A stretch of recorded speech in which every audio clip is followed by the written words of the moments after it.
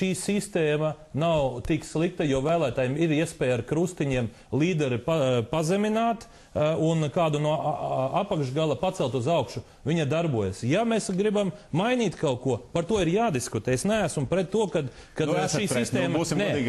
Tā nav svētā gods, bet es šodien negribētu piekrist tam, ka šī sistēma ir traģiska un tāpēc mums ir nelaime valstī.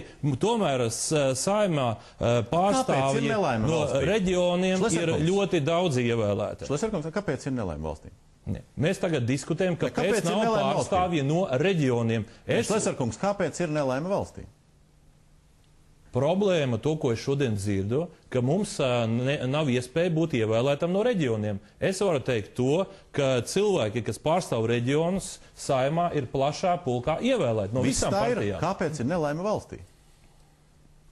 Kādu atbildi jūs gaidat no manis? Ja jums tāda ir dejab kāda? Šodien ir diskusija par konkrētu tēmu, un es runāju tieši tāpēc, ka... Tēma ir, no kurienes nelaime valstī? Tā ir tēma. No kurienes nelaime valstī? Es uzskatu, ka vai balso par vienu cilvēku, vai pa sarakstu, tas nav tas būtiskākais. Bet nevar noliegt šo sistēmu, ka šī ir bijusi traģiska. Šī sistēma ir pastāvējusi visus gadus, gan pēc Latvijas neatkarības atjaunošanas, gan arī brīvvalsts laikā. Bet no kurienes nelaimes valstī? Nelaimes ir ļoti daudz, bet paldies Dievam, ka ir arī kaut kas laimīgs mūsu valstī notiek. Un es domāju, ka tā galvenā lieta ir tā, ka pēdējā laikā daudz nelaimes rodas starp to, ka opozīcija ir ļoti neapmierināta ar to, ka viņi nav pie varas. Ļoti daudzi cilvēki grib nokļūt pie varas, un viņi pēc iespējas ātrāk grib runāt par jaunām vēlēšanām. Diemžēl ap to tas šodien viss grozās. Nezinu no tā. Zārkungs? Es nevaru piekrist tam, ka pašreizējā vēlēšana sistēma neļauj nokļūt politiķiem. Ne tikai saimā, bet arī pa ministriem. Es esmu pats reģionu politiķis, man blāk pretī sēž Ivars Reglīts, reģionu politiķis un tā tālāk. Bet tas arī automātiski daudz lietas neatrisina. Tas ir pašreizējā sistēma to pieļauj. Mēs gribam acīm redzot kaut ko vēl labāku, vēl par to visu varam runāt, bet par nelaimi valstī. Es domāju, ka mēs šobrīd baudam, un tieši šogad, tās krīzes apstākļos, sekas tam, ka mēs esam uzbūvējuši ļoti centralizētu valsti, ļoti centralizētu valsti.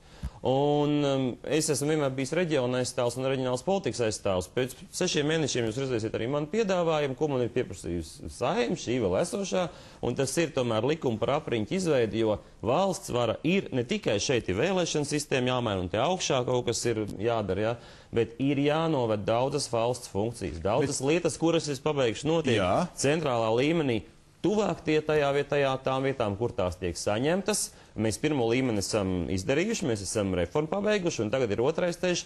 Mēs dosim piedāvājumu tam, kā valsts funkcijas vispār atslogot to, ko Saeima un valdība dara, nolikt to tuvāk reģioniem, nolikt tuvāk reģionu politiķiem, un varbūt, ziniet, dažiem reģionu politiķiem nemaz nebūs jāpamet. Bet reģionu politiķi ir tajās pašās piramīdas tipa partijās lielajās. Par kuru problēmām mēs šeit runājam? Jā, bet spektrs tur tomēr ir cits, un arī padarīt to, tur ir cita tomēr specifika.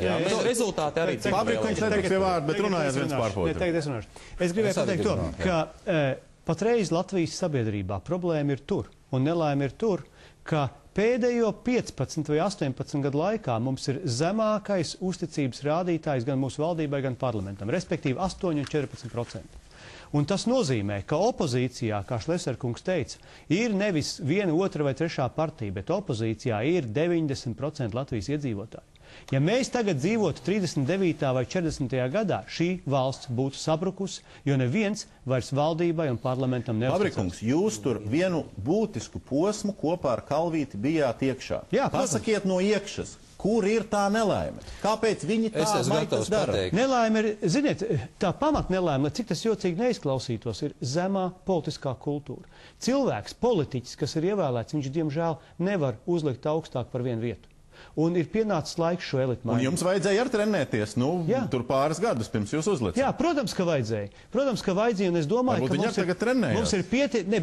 mums ir pietiekami daudz labu cilvēku, kas vienkārši neiet politikā. Viņiem ir jāiet un jāņem politika savās rokās.